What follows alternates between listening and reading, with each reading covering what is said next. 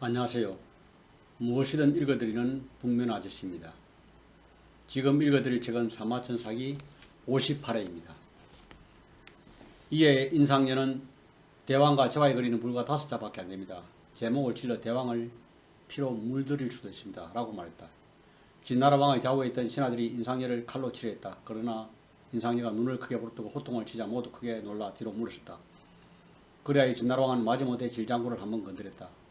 인상녀는 고개를 돌려 뒤에 있던 조나라 사관을 불러 모녀목을 모시 진나라 왕은 조나라 왕을 위해 질장구를 쳤다고 기록하겠다. 진나라 신하들이 조나라가 15개의 성을 바쳐 진나라를 축복해 주었으면 하오라고 하자 인상녀는 기국이야말로 함양성을 바쳐 조나라 왕에게 경의를 나타내 주오라고 물었다. 그래야 진나라 왕은 술자리가 끝날 때까지 우세를 점하지 못했고 더구나 조나라가 사무한 경기를 표기했기 때문에 진나라는 경거망동을 하지 못하였다. 내가 연파를 피하는 까닭은 민재의 회결이 끝나고 귀국한 후 조나라 왕은 인상녀의 공로가 매우 크다고 인정하여 다시 상경으로 승진하도록 하여 연파의 윗자리에 있게 되었다. 연파는 불평을 털어왔다. 나는 조나라의 장군으로서 수많은 전쟁터에서 목숨을 걸고 공로를 세웠다. 이에 비해 인상녀는 겨우 채찌 혐한을 놀려 조그만 공을 세우는데 나보다 높은 벼슬자리에 앉게 되었다. 더구나 그는 원래 비천한 술친이다. 내가 도저히 그의 밑에 있을 수는 없다. 수치스럽다. 그리고는 주먹을 불끈 쥐면서 명시하였다. 내 인상녀를 만나면 반드시 본때를 보이겠노라. 이 소식을 전해들은 인상녀는 연파와 마주치기를 걱정거렸다. 조정에 나가야 할 때도 연파가 나오는 날에는 병을 핑계로 나가지 않고 자리의 서열로 인한 연파의 충돌을 피하였다. 어느 날 인상녀가 밖에 나갔다가 멀리서 연파가 오는 것을 보고 재빨리 마차를 돌려 피하였다. 그러자 인상녀 문화의 빈격들은 모두 인상녀에게 저희들이 친척과 친구를 떠나 기공의 문화에 와 있는 까닭은 오직 기공의 출중하신 품행과 도의를 양보하였기 때문이다. 지금 기공께서는 연파 장군과 함께 조정에서 일을 하시면서 염장군이 기공에 대해 나쁜 말을 하면 기공은 놀라서 그렇게 피하시고 감히 얼굴을 드러내지를 못하니 지나치게 겁이 많고 무서워하는 것이 아닙니까? 그러한 행동은 일반 백성들도 부끄럽게 여기는데 하물며 고위 장성의 몸으로서 어찌 그럴 수 있겠습니까? 저희들은 기공의 행위 앞에 모두 미치지 못하며 이만 하직하고 고향으로 물러갈까 합니다. 라고 말했다. 그러자 인상녀가 그들을 말리며 말했다. 그들은 염장군과 진나라 왕 중 누가 더 두려운 존재라고 생각하는가? 빈객들은 모두 물론 진나라 왕이 더 무섭죠. 라고 대답했다. 그러자 인상녀는 그렇게 무서운 진나라 왕을 나는 면전에서 꾸짖고 그의 신하들에게 크게 모욕을 줬다. 내가 아무리 부족한 사람이라도 어찌 염장군 한 사람을 무서워하겠는가 라며 다만 나는 지금 강대한 진나라가 감히 조나라를 공격하지 못하는 것이 우리 두 사람이 이 나라에 있기 때문이라는 점을 고려한 것이다. 만일 우리 두 호랑이가 싸우게 되면 반드시 공격할 수 있게 된다.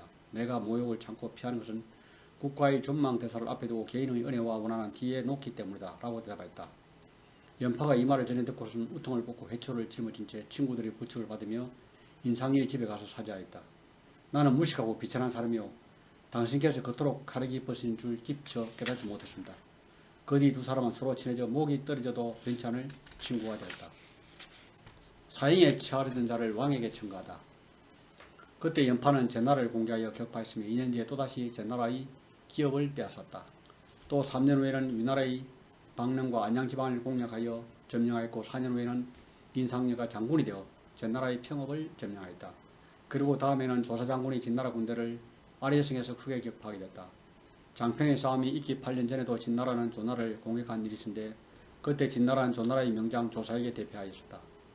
조사는 원래 세금을 징수하던 하급관리였다. 한 번은 평군의 집에서 세금을 바치지 않으므로 조사가 업없이 행하여 평군의 집의 관리 책임자 9명을 취형시켰다. 그러자 평군은 크게 놓아여 노사를 죽이려 했다. 그러나 조사는 얼굴색 하나 변하지 않고 또렷또렷하게 말했다. 공자께서는 조나라에 귀하신 분이십니다. 만일 공자의 집에서 조세를 내지 않는 것을 그대로 방치한다면 국가의 규정을 지키지 않을 것이고 이는 곧 법률의 효력을 약화시키게 되며 법률의 효력을 잃게 되면 곧 국가의 쇠퇴를 초래합니다. 국가가 쇠퇴지면 곧 제후들의 침략을 초래하게 되고 제후들이 침략하게 되면 곧 조나라를 멸망시키고 맙니다. 그때가 되면 공자께서는 어떻게 공자의 재산을 지킬 수 있습니까? 거꾸로 공자같이 높으신 분이 국가의 이익을 지키고 국가 법률을 준수하면 곧 전국의 상하가 일체가 되고 일체로 되면 곧 국가가 풍화해지며 국가가 풍화해지면 조세의 제도 공고해집니다. 공자께서 왕의 친족으로서 천하의 경사를 받는 형편이 되어야 하시겠는지요. 그 무렵 진나라가 한나라를 공격하고 아리에 주둔하였다. 조왕이 연파 장군에게 가서 지원할 수 있겠는가라고 묻자 연파는 길은 멀고 험한 데다가 좁은 지역이라서 어려울 것 같습니다. 라고 대답했다. 왕은 다시 약성 장군에게 물어보았으니 역시 같은 데 대답했다. 다음에는 조사에게 물어봤다. 그러자 조사가 대답하였다. 길은 멀고 험한 데다가 좁은 지역이라서 여기까지는 다른 사람과 같은 대답이었다. 하지만 조사의 다음 말은 그곳에서는 마치 두 마리의 쥐가 쥐구멍 속에서 서로 싸우는 것과 같으므로 용감한 장수가 이기게 되었습니다. 라는 것이었다. 결론은 완전히 달랐던 것이다. 왕은 조사를 장군으로 삼아 진나라에 대적하였다. 대군이 한단을 떠나 30여쯤 갔을 때 조사는 군중에 명령을 내렸다. 군사에 대해서 가난한 자가 있으면 상해에 처할 것이다. 진나라 군사는 모한성 서쪽에 진을 치고서 큰 북을 두드리고 함성을 질러가며 출전 준비를 하고 있었다. 그 기세가 드러나여 모한성의 기와장이 모조리 흔들릴 정도였다. 이때 조나라의 한 척후병이 빨리 모한을 구원하자고 전의하였다. 조사는 그 자리에서 그의 목을 베어 죽었다. 그리고 군왕령의 보루를 단단하게 하여 28일 동안이나 머물며 진군하지 않고서 오직 보루만 튼튼하게 살 뿐이었다. 진나라가 첩자를 보내 군령에 잔입하자 조사는 그에게 좋은 음식으로 잘 대접해서 다시 돌려보냈다. 첩자가 돌아가 진나라 장군에게 보고하자 진나라 장군은 도성에서 불과 30리밖에 안 된 곳에 주둔하여 진군하지 않고 오직 보루만 쌓고 있으니 아래는 더 이상 조나라 땅이 아니다 라고 하며 매우 기뻐했다. 조사는 진나라 첩자를 돌려보낸 즉시 정군의 명령을 내려 갑옷을 벗고 경무장하여 전속력으로 진군하게 하자 이틀이 지나 이미 아래에 도착할 수 있다. 그리고는 활을 잘 쏘는 병사들 하여금 아래에서 50리 떨어진 곳에 진을 치게 하였다. 드디어 진영이 완성됐고 진나라 병사들도 이 소식을 듣고 병사들을 총동하여 달려들었다. 이때 조나라의 군사 허력이 전할 말이 있다고 하자 조사는 그를 불러들였다. 허력은 진나라는 조나라 병사들이 갑자기 이곳에 오리라고 생각하지 못했으므로 격분한 진나라 군대는 반드시 맹렬한 기세로 쳐들어올 것입니다. 장군께서는 병력을 집중하여 진지를 두텁게 하고 대기하고 개시할 것입니다. 그렇지 않으면 반드시 패할 것입니다. 라고 말했다. 조사가 그대의 견의를 받아들이겠다고 하자 허력은 저를 사형에 처하십시오. 라고 전했다. 그러자 조사는 그 일은 나중에 한단에 가서 다시 이야기하자라고 대답했다. 그러자 허력은 말할 것이 또 있다면서 먼저 아래의 북쪽산을 점령하는 쪽이 반드시 이길 것이고 나중에 가는 쪽은 반드시 패배할 것입니다. 라고 진언하였다. 조사는 이 의견에 동조하고 즉시 10,000명의 군사를 출동시켜 전속력으로 진군하여 북쪽산을 점령하도록 했다. 진나라 군사들이 나중에 달려가 산 정상에 오르려 했으나 끝내 올라가지 못하였다. 조사가 대군을 지하여 공격하자 진나라 군대는 대패를 당하였다. 진나라 군대는 뿔뿔이 흩어져 달아났고 아래의 포위망도 마침내 풀려 조사는 승리를 거두고 들어왔다. 조해문왕은 조사를 마복군에 봉하고 허력을 국위에 임명하였다. 이렇게 하여 조사는 연파, 인상야와 같은 지위에 오르게 됐다. 장평전투 40만 조나라 군사가 묻히다. 4년 후 조해문왕이 죽고 그의 아들 효성왕이 즉위하였다. 7년 뒤 진나라와 조나라는 장평에서 대치하였다. 당시 이미 조사는 죽고 인상야 역시 병세가 깊은 상태였다. 조나라는 연파를 장군으로 삼아 진나라를 막혔는데 연파는 처음에 잇따라 패하게 되자 성문을 굳게 닫고 나가 싸우려 하지 않았다. 진나라 군대가 매일 싸움을 구라하지만 연파는 굳게 수비만 할 뿐이었다. 그러자 초저지 진나라는 조나라의 첩자를 보내 소문을 퍼뜨렸다. 진나라는 조나라의 연파에 대해서는 크게 걱정하지도 않는다. 오직 조사 장군의 아들 조갈이 장군이 되는 것을 두려워할 뿐이다. 조나라 왕이 이 소문을 듣고 연파를 해임하고 조갈을 장군으로 임명하려고 했다. 그러자 인상야가 말했다. 대왕께서 조갈의 명성만을 들으시고 그를 기용하시는 것은 마치 검은고줄을 풀로 붙여 검은고를 연주하는 것과 똑같습니다. 조갈은 겨우 자기 아버지가 남긴 병법책을 외울 수 있을 뿐이지 임기응변에 대해서는 근본적으로 모릅니다. 그러나 왕은 끝내 이 말을 듣지 않고 조갈을 장군으로 임명하였다. 조갈은 어릴 적부터 공부를 하였지만 군사를 담론하여 스스로 자기가 가장 뛰어나다고 생각했다. 한 번은 그의 아버지 조사가 군사 문제를 토론하는데 조사도 그를 이기지 못했다. 하지만 조사는 오히려 그가 뛰어나다고 생각하지 않았다. 조갈의 어머니는 이유를 묻자 조사는 이렇게 대답하였다. 전쟁이란 목숨을 거는 것이다. 그러나 조갈은 말을 너무 쉽고 간단하게 결론을 낸다. 만약 조나라가 조갈을 장군으로 삼지 않으면 그만이지만 그렇지 않고 조갈을 장군으로 삼다면 조나라 군대를 패망케 할 사람은 반드시 조갈이다. 조갈의 어머니는 연파 장군의 후임으로 조갈이 부임하여 장군으로 출정한다는 소문을 듣자 왕에게 편지를 올렸다. 제발 제 아들을 장군으로 삼지 마옵소서. 제 남편 조사와 제 아들 조갈은 부자지간이지만 사람됨이 전혀 다릅니다. 제 남편은 음식을 나눠 먹는 친한벗이 수십 명이며 벗으로 사귄 사람이 수백 명이 되었습니다. 나라에서 받은 상금 모두 군사에게 나눠줬고 전쟁에 나갈 때면 집안일을 묻지 않았습니다.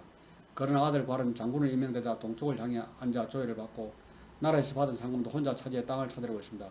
도저히 제 아비를 따를 수 없을 듯합니다. 그러니 대왕께서는 장군의 임무를 거두어 주시기 바랍니다. 그러나 왕은 듣지 않았다. 이미 결정된 일이 돌이킬 수는 없어. 그러자 조갈의 어머니가 말했다. 기어이 제 아들 장군을 삼으신다면 아들이 설사 임무를 다하지 못하더라도 이 의미를 체크하지 마시기 바랍니다. 왕은 그 부탁을 받아들였다. 조갈은 연파 장군으로부터 군사를 인계받자마자 즉시 군대 체계를 전면적으로 개편하고 군리를 바꾸었다. 이 소식을 들은 진나라 백기 장군은 짐집 폐지한 척하면서 오히려 조나라 군대의 물량을 추승하는 보급로를 단절하고 조나라 군대를 두 쪽으로 분리시켰다. 이에 조나라 병사들은 크게 동요했다. 식량 보급이 끊긴 지 46일째가 되자 조나라 성하는 서로가 서로를 잡아먹는 아비규환의 지옥으로 변하게 됐다. 그래서 활로를 뚫게 여러 차례 탈출을 시도했으나 빈번히 실패했다. 드디어 조갈이 정예부대를 이끌고 출정하여 진나라 군대와 육박전을 전개했지만 이 또한 성공하지 못하고 급기야 조갈은 적의 화살을 맞고 죽고 말았다. 결국 조갈의 군대는 전의를 상실하고 항복을 할 수밖에 없었는데 그 수는 자그마치 40만 명을 넘었다. 장평싸움에서 승리한 후 40만이 넘는 포로들을 바라보며 백기가 말했다. 전에 상당을 함락시킬 때 그 주민들은 진나라의 백성이 되는 것을 싫어하여 조나라로 도망했다. 조나라 포로들도 언제 변심할지 모른다. 모두 없애지 않으면 반란을 일으키게 들렸다. 그리고는 40만 명의 포로를 모두 구덩이에 생매장시켜버렸다. 40만 명의 포로 중 살아남은 자는 어린아이 240명 뿐이었다. 이로써 장평싸움에서 조나라는 무려 45만 명의 사상자를 내게 되었던 것이다. 연파 장군 마지막 소원을 이루지 못했다. 이듬해 진나라 군대는 마침내 한단을 포위하였다. 조나라는 1년 동안 멸망에 이겨놓았으나 초나라와 위나라의 구원으로 스스로 포위에서 벗어날 수 있다.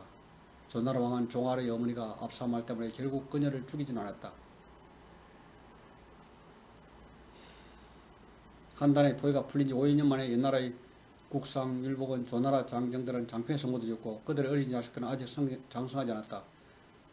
라고 말해 연나라는 군대를 일으켜 조나라를 공격했다. 조나라는 연파를 장군으로 임명하여 반격하도록 했고 연파는 연나라 군대를 호에서 대파하여 율복을 죽이고는 오히려 연나라의 동을 포위하였다. 결국 연나라가 성 5개를 떼어주며 화친을 정하여 조나라는 이를 받아들였다. 전에 연파가 장평에서 파면됐을 때 연파의 빈객들은 모두 떠나갔다. 그런데 이제 연파의 뱃살이 다시 높아지자 허드졌네 빈객들이 다시 모여들었다. 이에 화가 난 연파가 버럭 소리쳤다. 모두 나가거라. 그러자 몇몇 빈객들이 말했다. 장군께서는 어찌 세상 이치를 모르십니까? 지금 세상에서 사람을 사귀는 것은 모두 시장에서 교육하는 것과 똑같습니다. 장군께서 건세가 있으면 몰려오고 건세가 잃으면 떠날 뿐입니다. 그게 당연한 이치인데 무엇을 탓하시는 것입니까? 6년 뒤에 연파는 위나라의 변량을 공격하여 함락시켰다. 그 뒤 조나라 효성왕이 죽고 그 아들 도양왕이 즉위하자 악성을 연파 대신 장군으로 삼았다. 이에 분노한 연파가 악성을 죽이려 하였고 악성은 도망을 쳤다. 연파는 대량에서 오랫동안 머물렀지만 위나라는 그를 기용하지 않았다. 그런데 조나라는 이때 계속 진나라의 패배를 당하여 조왕한 연파를 다시 기용하고자 했다. 연파 역시 다시 조나라에서 일하기를 희망하였다. 조왕은 사자를 보내 연파를 다시 임명할 수 있는지 여부를 관찰하도록 하였다. 그런데 연파의 정적이었던 곽결한 자가 사자에게 많은 돈을 주면서 꿰어 연파를 비방하도록 하였다. 조나라 사자가 연파를 만났을 때 연파는 아직 힘이 왕성하다는 것을 보여주기 위해 한 번 식사에 밥 한 말과 고기 10건을 먹고 갑옷과 투구를 쓰고 말에 뛰어올랐다. 그러자 사자는 기구하여 왕에게 이렇게 보아했다. 염장군 늙었지만 아직 식성이 좋았습니다. 하지만 신과 함께 있는 동안에 갑자기 배가 아프다면서 3번 설사를 하였습니다. 이 말을 듣고 왕은 연파가 너무 늙었다고 생각하여 그를 끝내 기용하지 않았다. 초나라는 연파가 위나라에 있다는 것을 알고 몰래 사람을 보내 그를 불렀다. 연파는 초나라의 장군으로 기용되었지만 끝내 아무런 공을 채우지 못하였다.